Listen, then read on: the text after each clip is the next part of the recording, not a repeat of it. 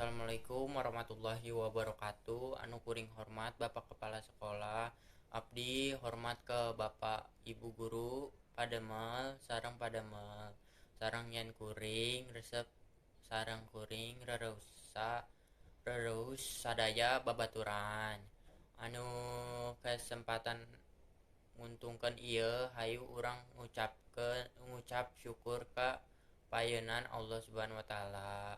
Anu parantos masihan berkah sareng hidayahna pikeun urang tiasa kumpul dina kasehatan anu hade dinten ayeuna bintara anu bakal kuring sampaikeun waktos ieu ngajelaskeun ngajaga kebersihan Allah Subhanahu wa taala resep ke jalma-jalma anu bersih sareng resep ngebersihkeun segala rupa anu aya di diri aranjeunna janten hayu urang mimitan ngajaga kebersihan demi nyiptakeun keselamatan sareng kahadean pikeun diri urang sorangan sareng anu sanes.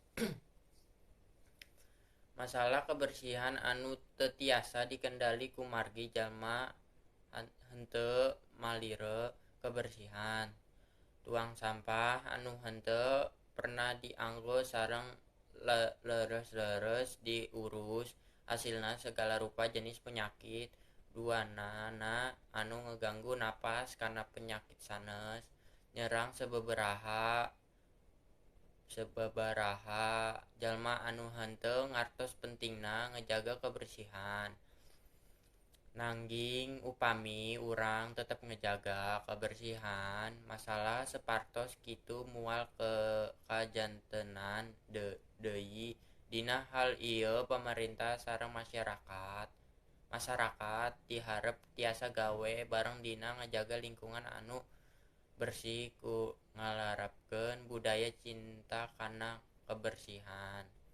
Meureun eta anu kuring tiasa tepikeun ka anjeun kurang langkunganna hapunten eta anu tiasa kuring carioskeun upami aya kecap anu kirang pikireun pikeun mana bapak indung pagawe sareng rerencangan hapunten pisan sareng mugi-mugi mangpatna amin. Wassalamualaikum warahmatullahi wabarakatuh.